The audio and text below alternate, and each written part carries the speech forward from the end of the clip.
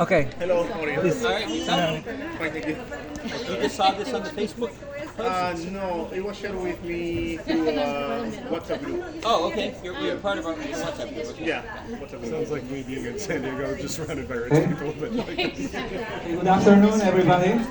Thank you for coming today. I want to thank you for taking your time to dedicating your afternoon to come here, gather, and Learn a little bit. visit us for this presentation. I also want to thank the people that didn't come, so they made enough space for the rest of you. It's very positive. So, I want to present today a brief history about Peru, an insight about Peru as a built-up of thousands of years in approximately an hour, and share with you some facts and interesting features about Peruvian identity. Because as every country has a history, and as a result of that history, they are what we know now as a current identity. Peru has the same experience in the world. So where is Peru? Peru is located in South America, right? It's right in the east side. So we're surrounded by many countries, most of the countries in South America, except for Argentina and Paraguay, and the extreme northern ones. So Peru is having border with Ecuador, Colombia, Brazil, especially in the Amazon area, Bolivia, and Chile. And one of the richest facts about it is that we are having a very wide coast compared to other countries that really don't have too much coast to use, not only for pressure like tourism, but also economic activities. So I will show you now a little comparison, because so many people has no idea how it really is, the dimension of Peru. Like even tourists come here and they have no idea how big it is.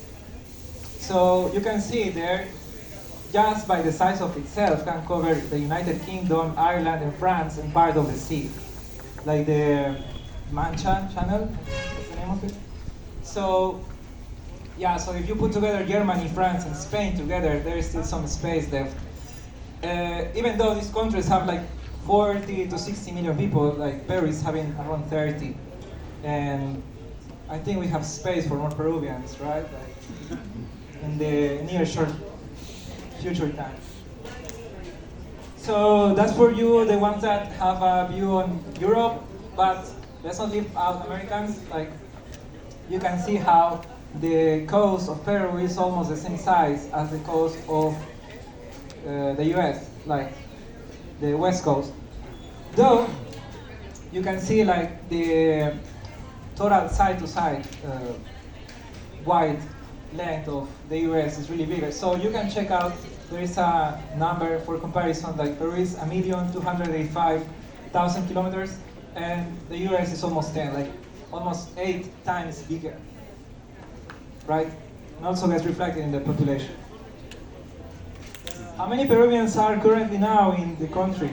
So we are around 35 million. Like the last census said 32, but because of the migration and other social issues, we are around 35 right now.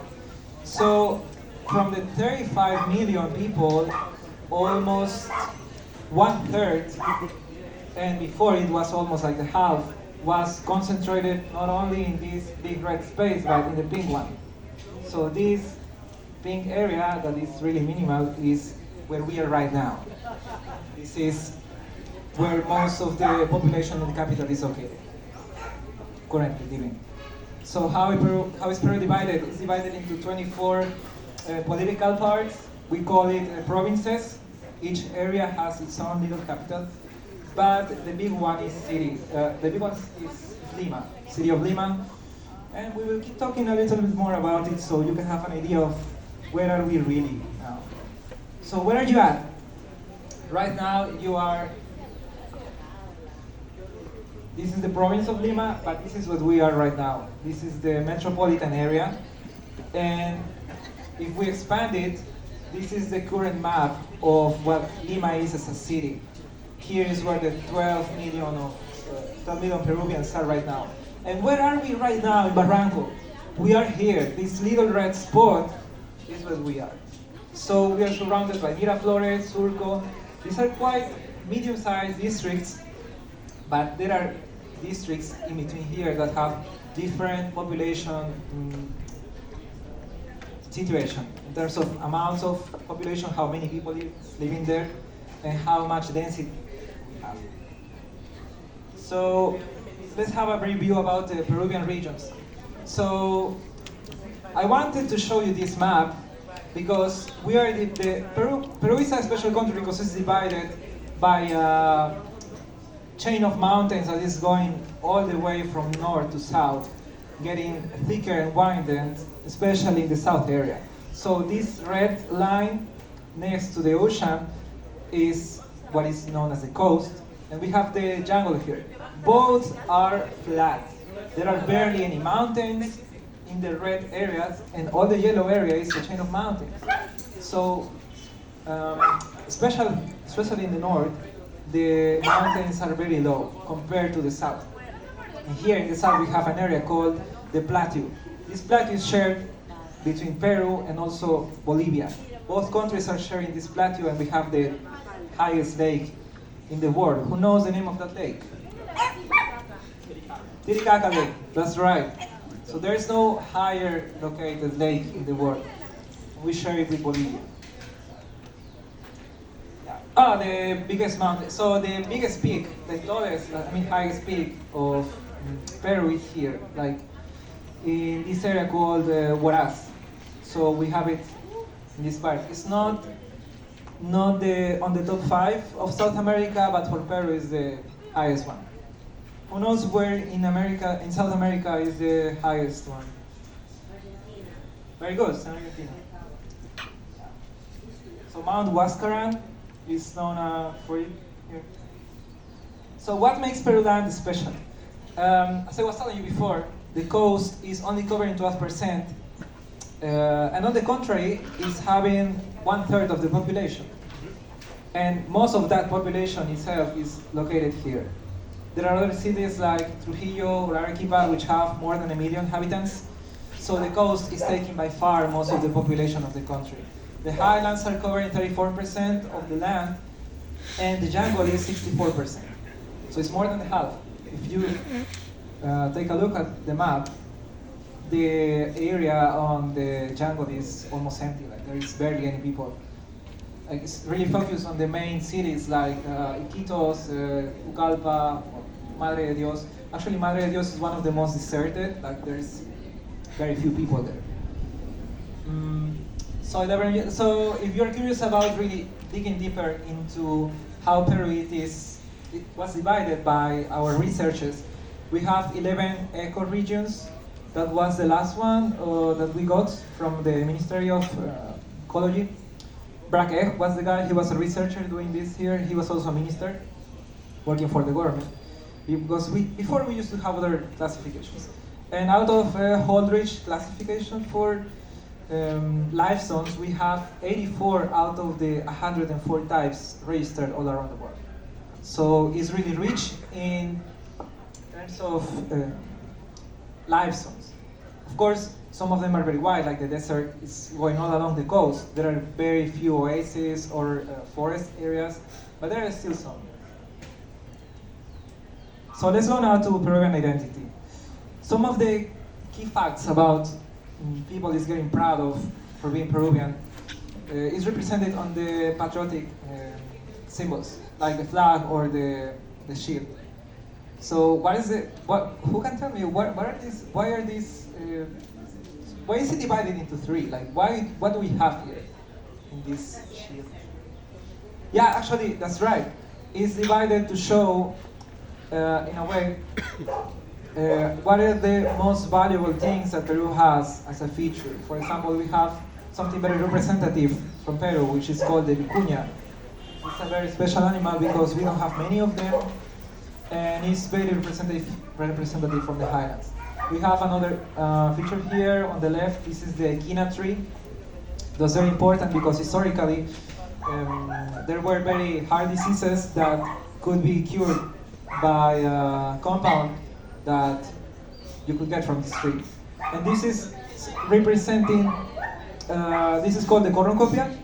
So it's the horn of abundance. So it's representing the mineral value of the country. Historically, Peru has been rich in mineral country. Even now, today, most of the economy is sustained by the extraction of minerals from the highlands. So even now, around 80 to 90% of the total income of the country is coming from that, from selling gold and silver in copper and these kind of metals outside. So it's divided like this to show the animal kingdom, the mineral, and also the vegetable. So we have these three main resources, and they are symbolized here. So there are also other features here, like palm tree, right here, the laurel for glory, and the civic crown. This is the civic crown for sacrifice and honor. So this is trying to symbolize how hard Peru has fought for its current independency and freedom, which has been paid with many lives and sacrifice. What is the Peruvian culture? So to answer to that question, what the Peruvian culture like is, we have to go back in time many years, thousands of years ago. Who are the Peruvians? We have many, maybe in the city you can see an average person walking around you, and you may know it's Peruvian because it's living here. But depending on the region, you can find many types of Peruvian related to their own traditions, to the roots of the lands they grew and they are still living. So you can find them depending on the region, and they will represent themselves dressing and celebrating their own traditions. Why is Peru so important? Historically, Peru and Mexico have been, I like to say that they are secret cultural twins, because when Peru and Mexico, both, the whole America was connected to the rest of the world, the main civilization points, the core of them, were in North America, Mexico, and in South America, Peru. There were other cultures, but the amount of development, the amount of people, and all the facts and historical landmarks related to them were here, in these two countries. And we both share more than the media now is really represented. So how is Peruvian history divided? Brief Peru history. So we have three main points. From the point of view of history, we have pre-Hispanic, around 5,000 years before Christ until 1532 after Christ. Then we have the Hispanic colonial viceroyalty, which is the area, the space of time that Peru was connected to Spain as part of the kingdom, and the Republic, the last part of it, which is where we are right now. So if you take a look at it, most of our history was pre-Hispanic, and at the same time was prehistoric, because in terms of history, to record what is happening and being able to call it evidence for the investigation, you really need records in terms of written history. And we didn't have it until the Spanish came. So let's have a view on the pre-Hispanic era. Scientists and researchers divide it into five stages. Early horizon, the intermediate one, medial horizon, the intermediate second, and the late horizon. So to make it simple, there are three horizons, and there are two connecting points, which are the intermediates, basically. So what are the common features for these horizons and intermediates, all this time that we had before the Spanish came and be part of our history? There was no writing. We didn't have the evidence for writing what people would do there, the traditions. Most of the things that were shared from generation to generation were oral. So spoken from parents to their children and trespassed from culture to culture. Even in the sunset of them, they would make what is possible to pass their knowledge into the next cultures. Most of the buildings were built in rock or clay. So this is very representative from us. Like Peruvians know that if you talk about your culture in the ancient era, everything was or in rock or in clay. So which one? There are many historians, like history researchers, that dedicated their life for this. The one I brought to you is from John Rowe, Cultural Focus, Ceramic Archaeology. Since we didn't have writing, John Rowe dedicated his intellect to collect all the evidence that he could have regarding cultural connection between areas. So this is what he focused on, focused ceramic and archaeology. So in excavations, diggings, he would try to put them together. And we also have another representative person, I think he's still alive, he's called Lumbreras, but his focus was more political and economical. So officially for Peru, the one that they are taking for research, if you want to know more, is the one of John Rowe, especially for prehistory, because he's taking it regarding facts. So for political and economical approach, you can speculate, but since there was no real text, there's only tradition left, you cannot tell about it with certainty. So who here can raise their hand saying that, have you heard about Caral? Have you ever heard about it? Yeah. So Caral is regarded as the oldest city where? In Peru, South America, in the entire America. So the research has brought us results that around 3,000 years before Christ, the early civilization was put together into one single place called Caral. Who knows where Caral is? Who knows how far is it? Like 3 hours. Yeah, 3 hours. Yeah, that's right. Caral is not really far from us right now. It's actually in the department of Lima. It's some miles away. It's way closer than Machu Picchu, for example. So in 2009, it was declared like the earliest American civilization.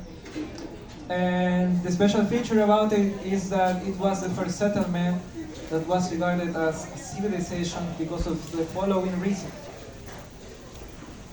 Science and culture.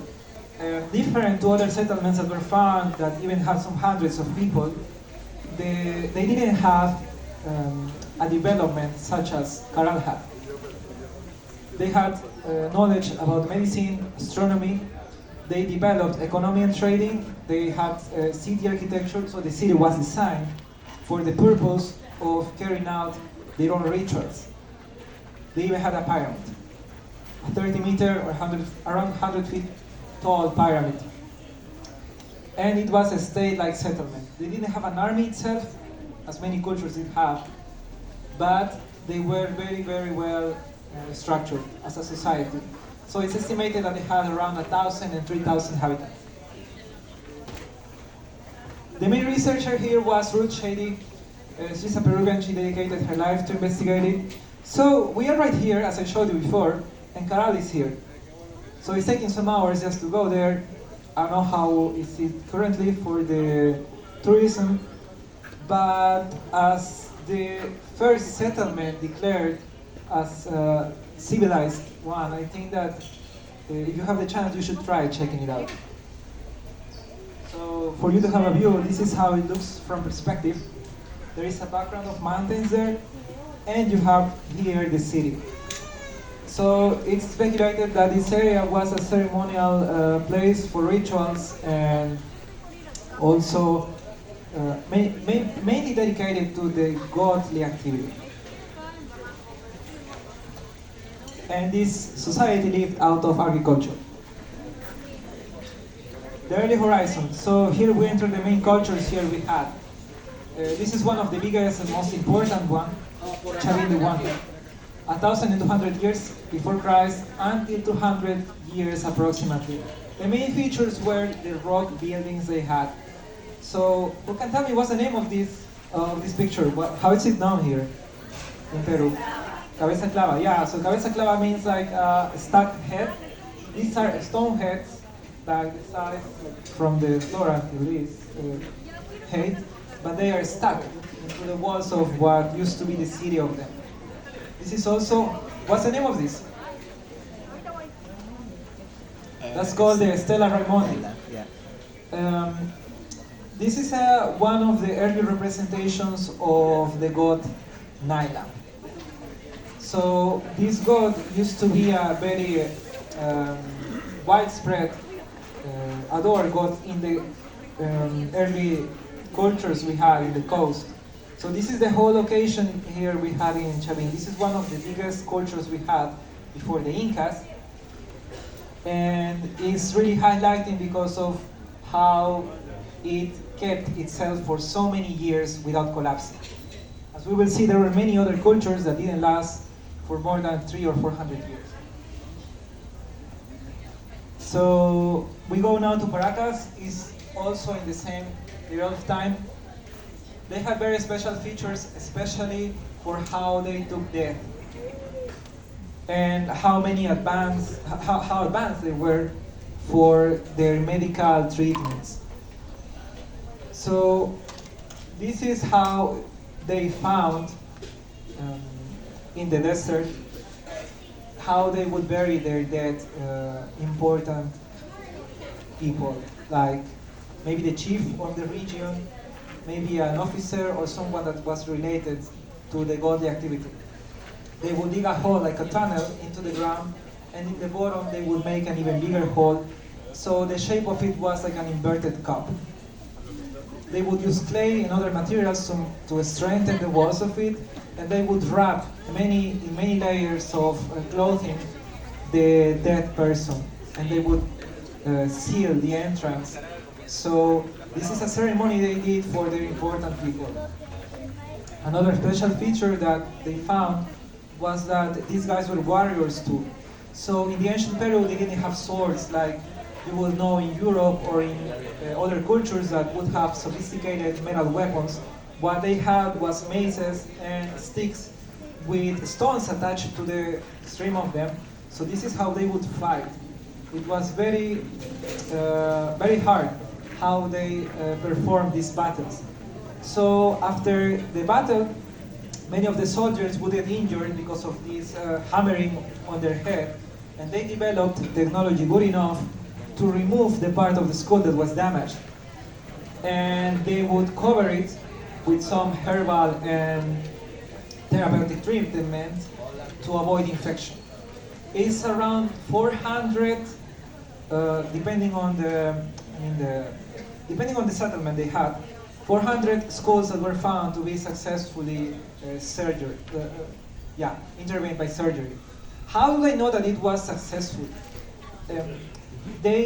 After doing research, they could confirm that the skull would grow up again to cover the areas that were slit by the knife they would put.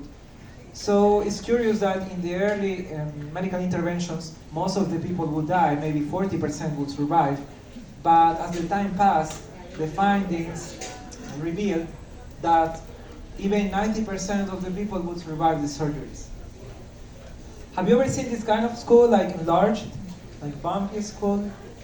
Yes. So this is, people like to talk about it like, yeah, maybe they were aliens.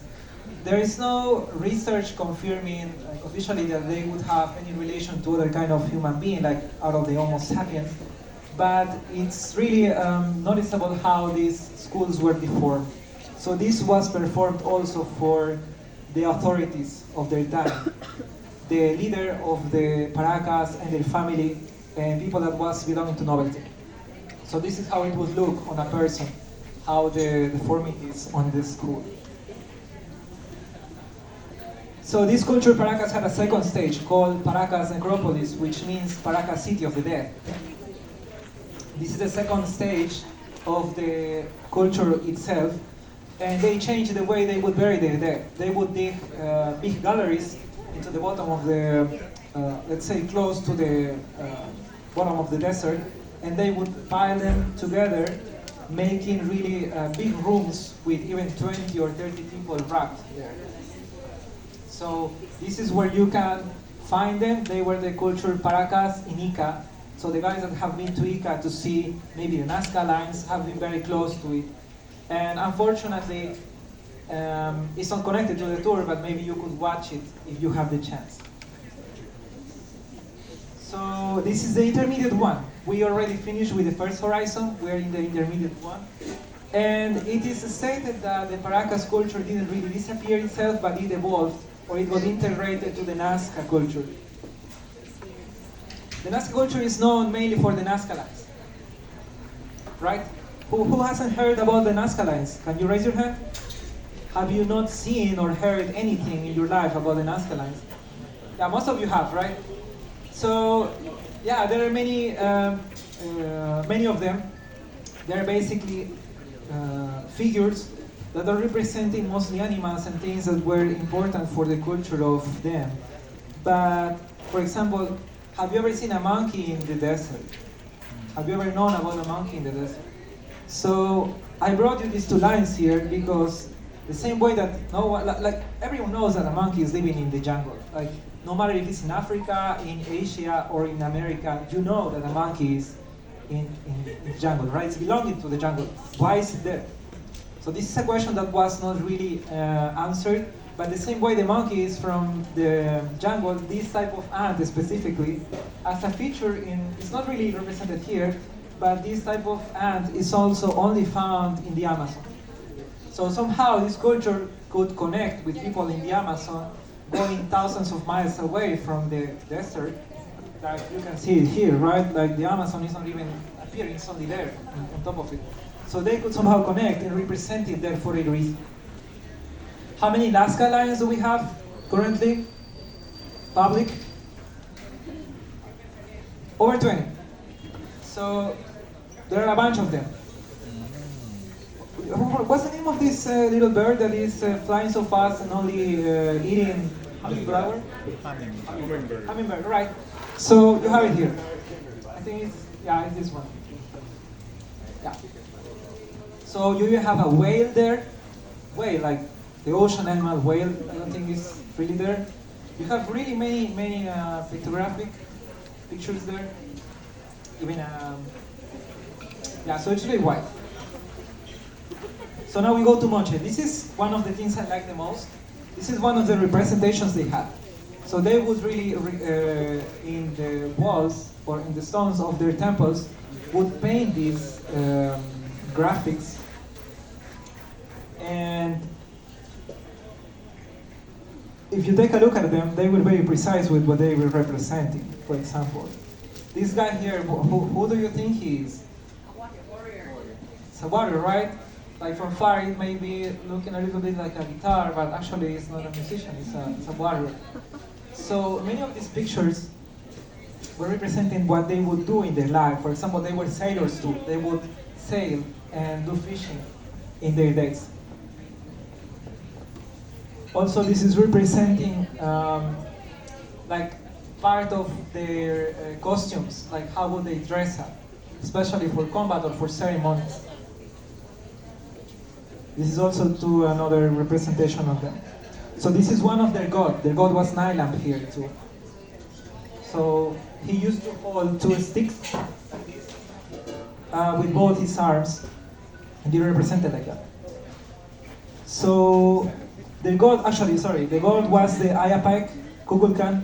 So it has really similarities again with the culture of the Mesoamerica, especially the area of Mexico. I couldn't tell you right now, I don't remember if it was Maya or Aztec, but they had similar motive for the gods, like monster-like gods. What it means, monster-like gods, is not like the other gods that we had in the future cultures.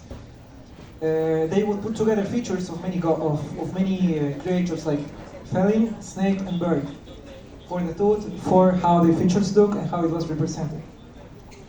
So the jaguar or puma was representing the earth, the snake, the underworld or the water, and the condor or the quetzal, the heaven. So I wanted to mark this here, that condor was for South America and the quetzal was for North America, but we had still similar tradition. And they did do sacrifices. They did sacrifice people for to calm down the wrath of gods. Like, for example, if there was some bad timing, like really hard drought, they would do it thinking that this could bring back balance into nature. So have you noticed anything here? Like, okay.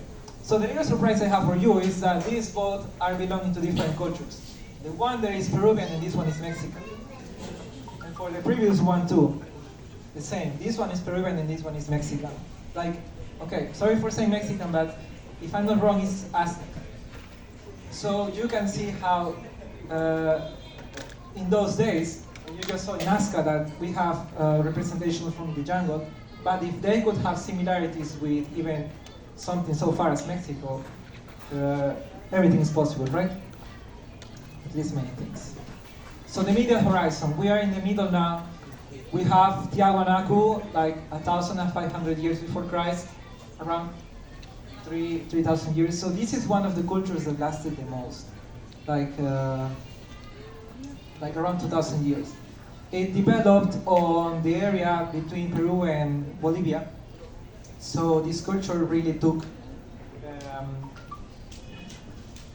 very big space in what I mentioned to you as the plateau of the highlands. Intermediate 2, Chimu. It's also another culture that was in the northern coast. So they have this. What's the name of this? The Tumi. Yeah. So this is how they represented their god also. This god is really Nailam, the god of the region.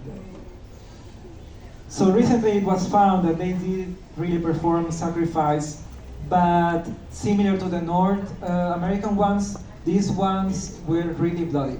Like, they would sacrifice around 140 kids, that's what it's found, and they would extract their heart in a very bloody ceremony, and they would also bury llamas there. So, around. Yeah. So late horizon. Which culture we didn't talk about that is really worldwide known? The most representative of Peru. Inca. Most tourists know the Inca. So the late horizon is represented by the Inca. How long did the Inca culture last? It didn't last more than 300 years. So we have cultures that lasted over a century, but the Incas couldn't make it more than that. Wait a moment.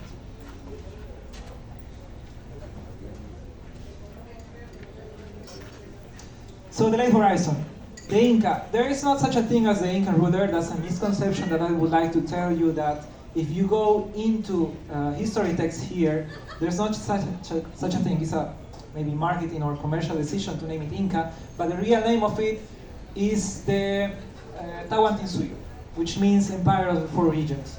So the Inca was the ruler. The Inca was also the son of God. I mean, a living god, the emperor, also named by some traditions Kontiki, the Inti, which is the Quechua name for the sun, and also Huiracocha, and a descendant of him. So he was the personification, like he was a living god amongst people here.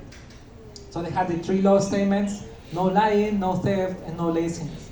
Basically, it was a very hard working culture that depended on conquer and agriculture. Did they do human sacrifices? They did some, but they were not bloody. So the Inca culture is considered the final synthesis of the whole pack of cultures that we were seeing before. It's the last one we had before the contact with foreigner cultures from Europe. Year to weird. So this is how the Inca would negotiate with other cultures when he was expanding the empire. It started in Cusco as a group of settlements, and it expanded south and north until it covered the whole Andean region.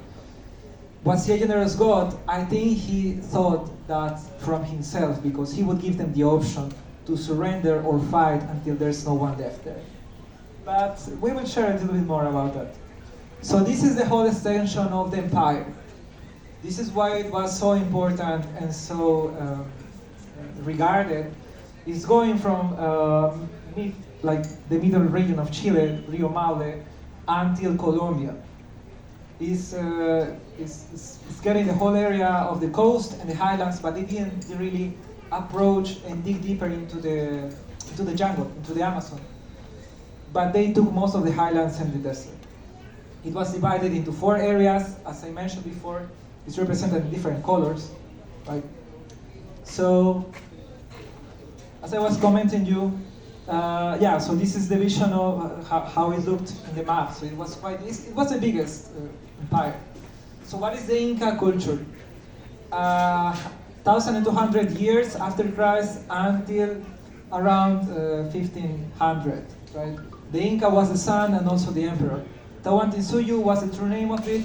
Suyo meaning region, Tawan 4, it means the 4-region empire. And the Inca is like saying king or emperor. So if I translate it to you, it's like saying, the culture king, for example. So this is a mistranslation that they did, but actually it works, right? Like, who will remember such a name, like the one things to you? Inca is kind of easier. So I like it, actually, that is a good commercial decision to name it Inca. But the real name of it is Tawantinsuyo. The Inca and the Coya were the rulers. So, as I was telling you, yield or will. The Incas started here, moving south, and conquered most of the regions from Cusco to the south would surrender. They wouldn't really fight, except for some exceptions. But, for example, the Chincha y Suyo is taking its name because there was a culture here next to Paracas called Chincha, and the Inca sent a messenger telling him, "Will you surrender?" And he said, "Yeah, I will do it." So what the Inca will do if they surrender is let them keep, let's say, the area that they were ruling, as long as they also pledged to the Inca. So in compensation for that, he would get all this region as the name of it. The biggest opposition to the Inca were starting the center of Peru to the north, because they started the conquering to the south until they reached its limit, and they started growing the empire north. So that's going to have very important consequences. So you can have an idea how it is. Have you ever been to the highlands, walking? Like, have you suffered that stuff called soroche, right? So the Inca would get carried by a group of servants. They didn't have slavery, but as I mentioned to you, if you surrender to the Incas, they would let you keep your territory. But if you didn't, what they would do is destroy your deities, your temples, and also they would grab the whole bunch of people that was composing your region, and they would send them to many different parts of the empire. So they could not strike back, like gather an opposition to them, and also to show them how it is to face them, like as an example to other cultures that would dare to oppose them. So this is how the Inca was transported. When he wanted to go somewhere, he would go carried by servants. So this is a modern representation of how they would look. Maybe this is the Coya, the guy there is the Inca. Are you familiar with this guy, Cusco? Yeah, so this is a Disney comic representation of how it is. It was not like that actually, but if you want to get entertained, you can watch it. It's fine. So 1970, this is what in Cusco now is regarded as the Inca flag, but originally the Incas didn't have this flag. This is the Inca flag. Are these two representative? In internet maybe, but for historical facts it is not.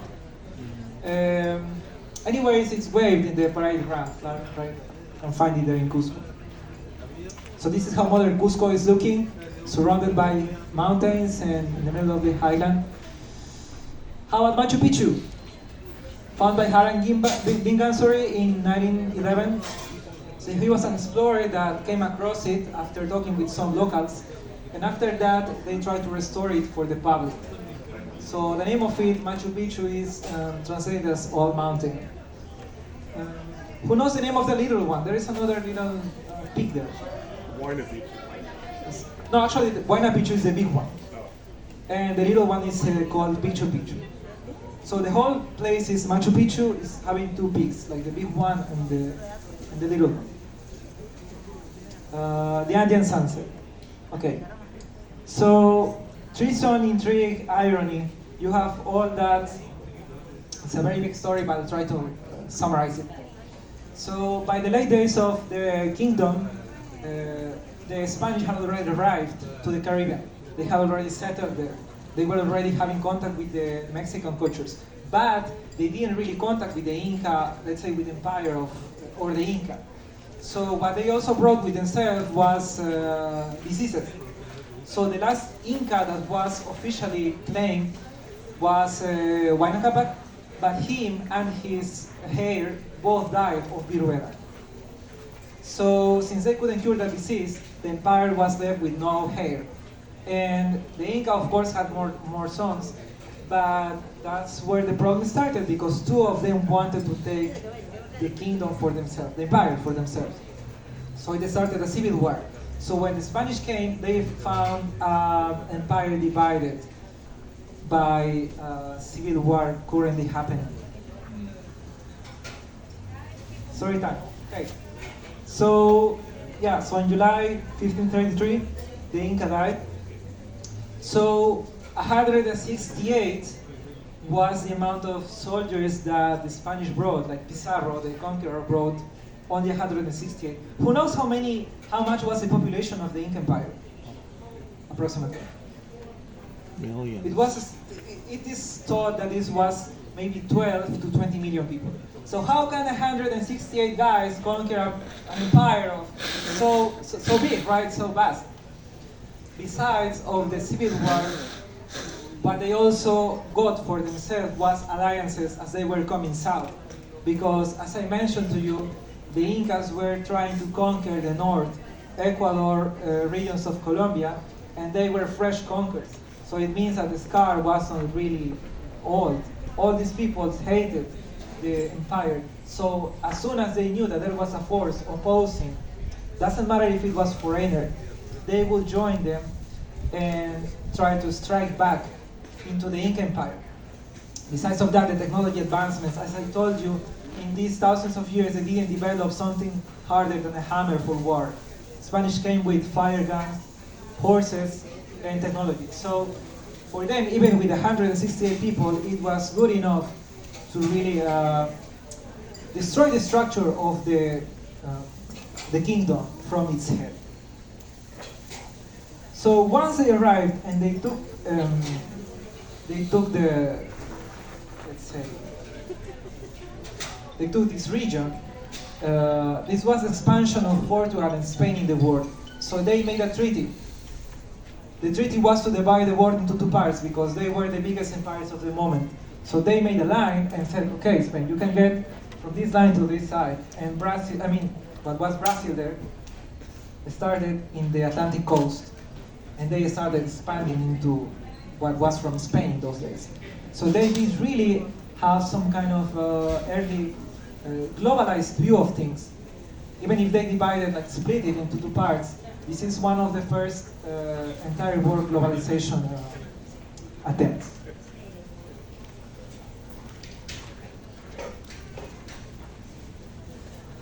Viceroyalty. So what was, after the settling of Spanish here, it was a turbulent 10 years of civil war because no one would accept the current status of power here. So there were many features happening here, like cultural mixture. Spanish culture and Africans were brought here. Also, there was a religion switch.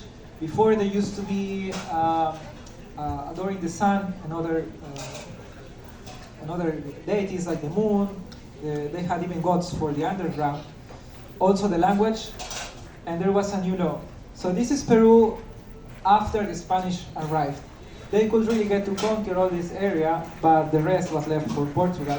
So this is the Viceroyalty of Peru. It lasted around 200 years, from 1535 to 1717. So yeah, so this is an important feature. I mean, this is an important milestone, the Bourbon law. So when the Spanish came here, we had in Spain, in the crown, the bloodline was from the Habsburg. So it was an important house of kings and royalty there. But the king of Spain didn't have a hair. Again, hair issues. So it was proposed to put a Bourbon bloodline count. So the one that took the place was, if I'm right, is Philip Denjo. So he took place into the Spanish kingdom as the king, and he introduced a new set of law here. So he started by dividing the viceroyalty. So when it started like this, then became this. We could go deeper into details, but the economical, it was mainly economical, the reason for this separation of power. So they created the Viceroyalty of La Plata, which is currently Argentina and Bolivia. They kept Peru like this, as it is. It's very close to what it is now. And they also created Granada Viceroyalty.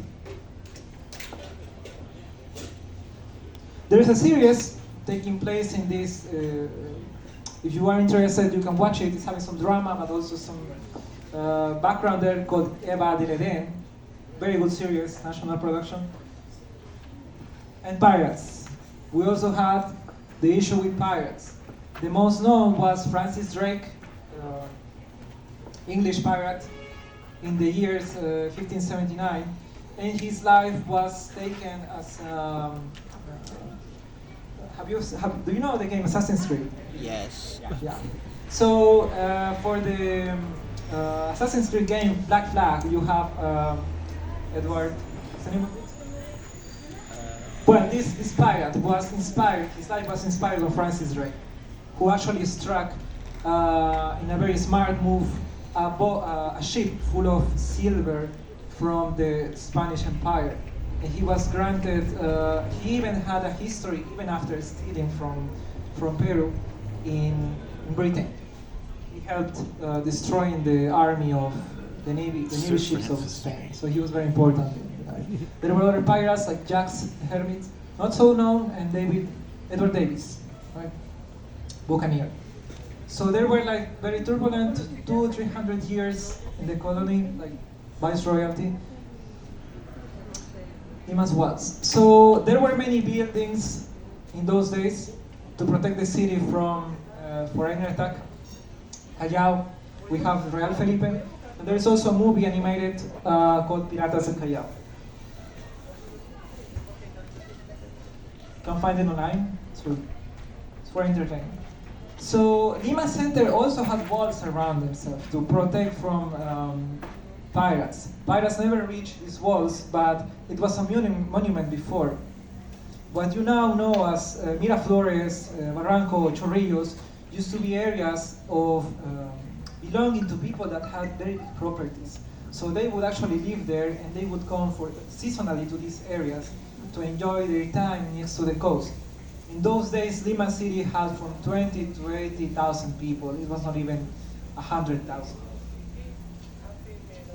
Lima's electric tram, okay, this is a little bit more modern. So independence.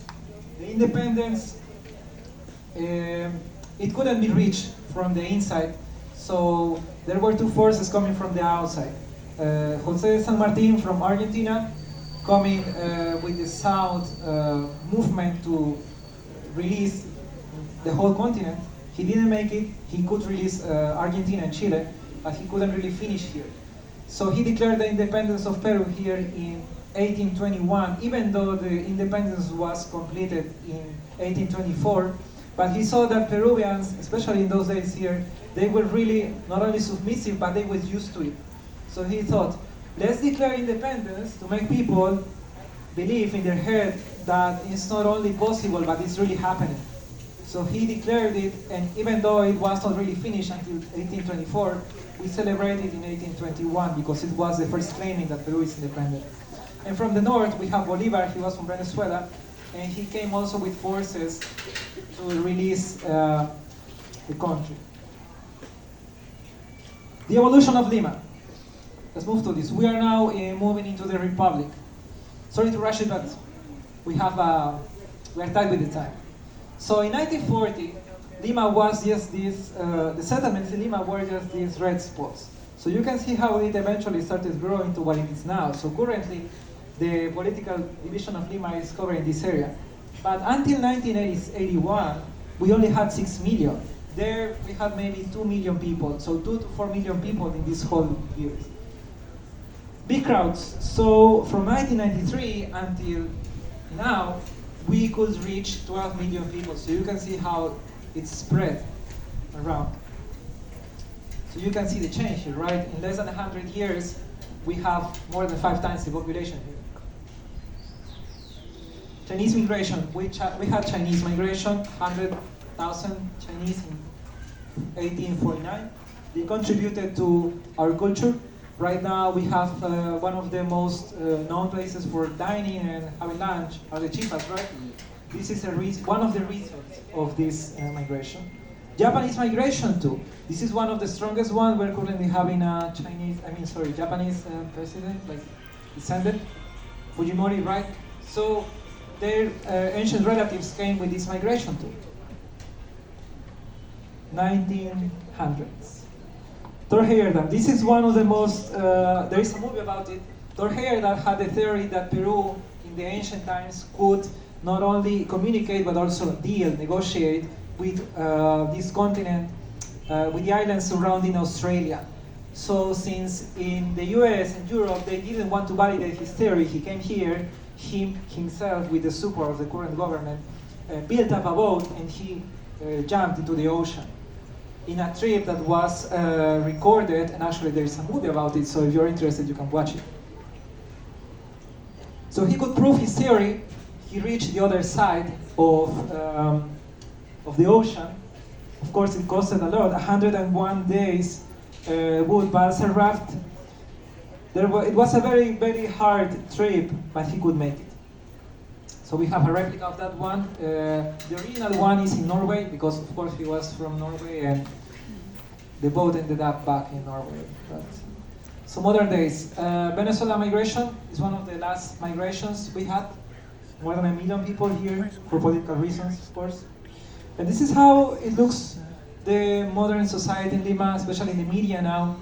You have people from the social media, especially journalists, people from TV. Black Peruvians, so we have black Peruvians here. We do have. In certain regions, because of the Spanish tradition, they used to come with slaves. In those days, the native people were not considered slaves. They were considered servants. Different status to black people that was brought with the Spanish. So there is a tradition here too. There is a special instrument called cajon, right? You can see it here. It's that one in the corner. So this is part of the mixture of black traditions with what I heard, I cannot confirm this, is that they used to have these drums and it was forbidden because they didn't like it. So they thought, how can we play our music without drums? Then let's invent something. So they ended up having a cajon as a box of wood to reproduce the sounds that they couldn't do with the drums that were forbidden. People from the highlands. So this is how native people is looking still in the highlands. They have the tradition of the highland that they used to have before, like hundreds of years ago. Differently from the south, in the area that was mentioned to you, like the plateau, they are called, who knows, the Aymara people. The Aymara people is not exactly the same. They live in the highlands too, but they have a different origin as the Quechua. Because as you may know, the center of Peru is having not only Quechua language, but it was also considered Quechua culture. Aymara is having a similar tradition, but it's not the same. And this is a picture of the coast. People. Another picture of different areas, like coast, and the jungle. So these are tribes, you can see, of different communities in the jungle.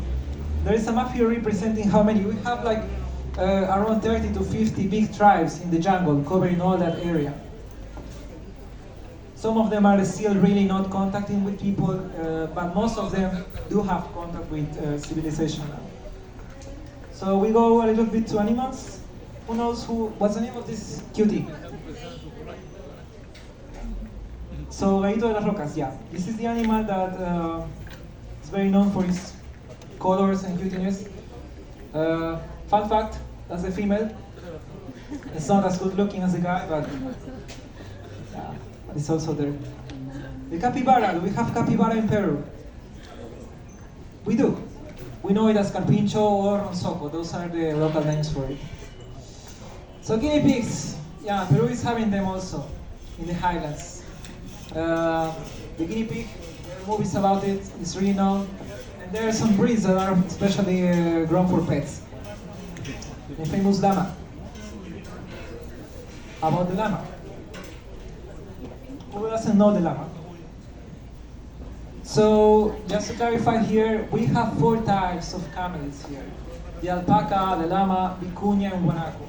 One of them was in a risk of extinction here, the vicuña, and this is the one that is in the national shield. All of them are related. I will share a little bit more about their history. So the magic of camelids. It's thought that before Africa and South America were all together in one single continent.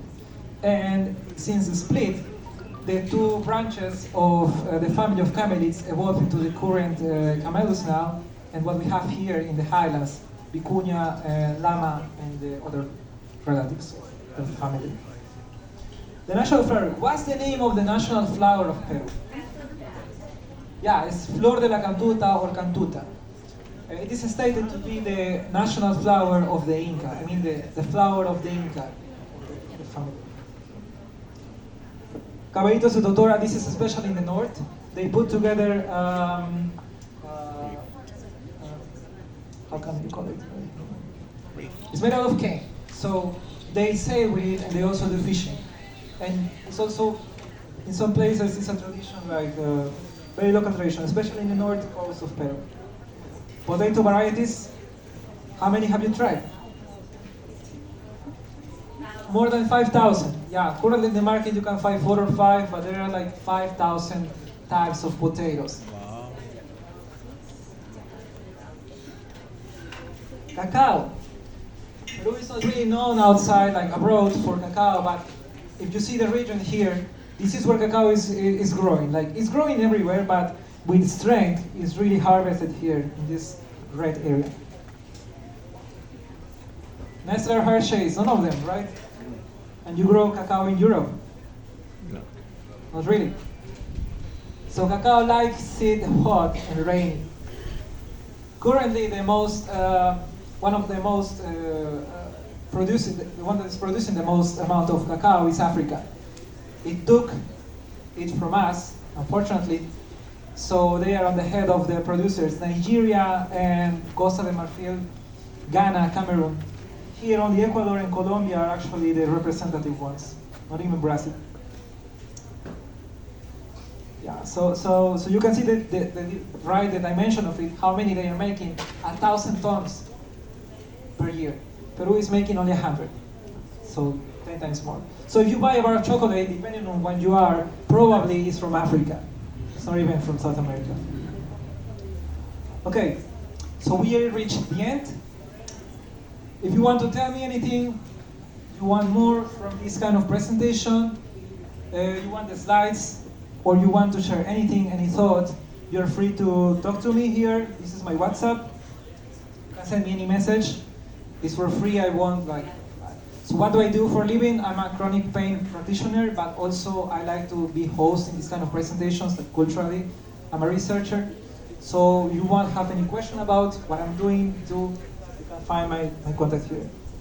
So this is a picture of the first one I made. This is the second edition. I got inspired by my colleagues and friends. Thanks for coming and being part of this. And this is the second time I do this. I thank you all for your attention and your time. sober. So thank you for coming, guys. Thank you for your time here. Thank you so much. And now you know the whole history of Peru. It's time for your test. I'm ready. Yeah. 1532. 168. 12 to 20 million. Holy shit, you remember that?